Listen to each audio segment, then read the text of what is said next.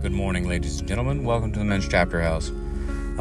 Today we're going to start standing, and then I'm pretty sure this roll has the majority of its time actually on the feet versus on the ground.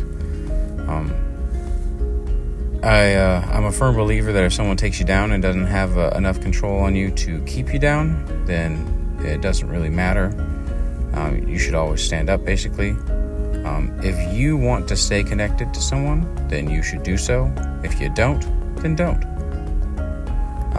Here I'm just using that front headlock / guillotine position to basically gain the top position and then keep control.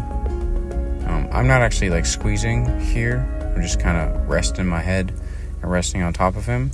And then here I'm going to change the angle, and then there's going to be the actual choke. He sat in it for a long time, and I thought he was going to be fine, and then when we swapped angles, he put his head right back into it. So just a little squeeze. And here you see I'm trying to negate those top frames, and I'm going to gain 2-on-1, but I'm not going to do anything successful with this 2-on-1.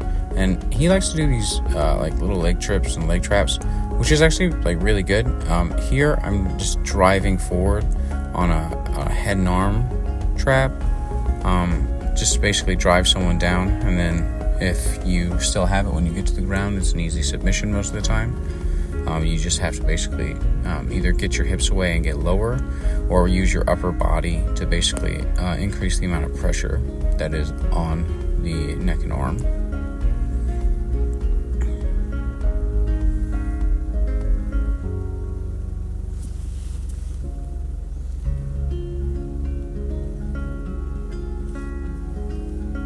So here I tied up, and then basically just pressing his head down.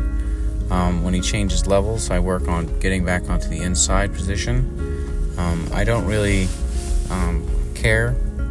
As long as I have one inside position, most takedowns are going to be very hard. Unless he gets me with a good little leg trip, which obviously he knows how to do some of them because he keeps trying to do it. And I just keep pressing on his head a little bit. So he wants to change level. I don't mind. I'll stay connected basically through that method of like head pummeling or stuffing. Here I'm going to take high mount. In this high mount, I'm going to attack the arm that's on the top position. Makes it easier. So like when people cross their arms and you're in like high mount and you have the choice to attack which arm, preferably go for the one that is on the top. Here he said he bit his tongue, and I was just making sure he wasn't bleeding or nothing. I don't peek into people's mouths for no reason. So yeah, but if you are on mount position and you're able to take that top arm, always try to take the top arm versus the bottom arm. You're going to get much less fight. Here you'll see that I'm using inside position to work outside position. Here I tried to step around, and I'm using cross arm to basically control the other person. However, the actual goal is to work around. I've been working outside control for takedowns. Still not my favorite. However, you've got to experiment with things to learn new things. So here he's going to take my back. He's going to elevate. Oh, no, he doesn't. I sit down into back control, but he's too low to be able to capture that choke successfully. So instead of going all the way one direction, I went halfway or 75% one direction, and then I swapped the other way, making the escape easier because the body wants to follow normal motion. And if you already have a gap on both sides, then you can pick whatever direction you want to go.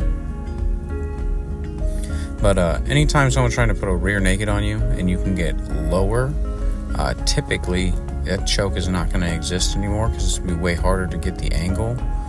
And here he locks fingers with me, and locking fingers with people is a bad idea because it gives good control. And you'll see here I can, when I lock that, I'm able to expose his arm easier for an arm drag. Either direction that you pull, it'll expose a lot of the elbow in that rotation, And if you can capitalize on that rotation, that's really what I'm looking for when people lock their fingers. I don't really care about playing the mercy game because you could be stronger than me in the mercy game. I just want the exposure of the elbow. And if I can't get my finger out, well, I just literally back up and shake my hand. Sometimes noodling your fingers is the best way.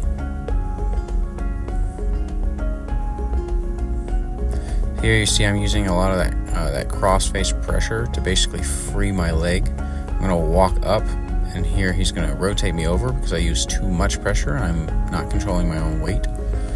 So he has a really good sense there of like where my body weight is, and just kind of shucks me over, and I end up in the bottom position.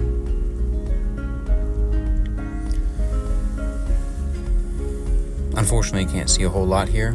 However, you'll see that the guard position, I'm going to lock it up, and then I'm just going to let my opponent, basically, I'll say opponent because we're training, do the work and then run the timeout. So, but that was everything on this roll. So hopefully you learned something, and I'll see you guys on the next one. All right, guys. Bye-bye.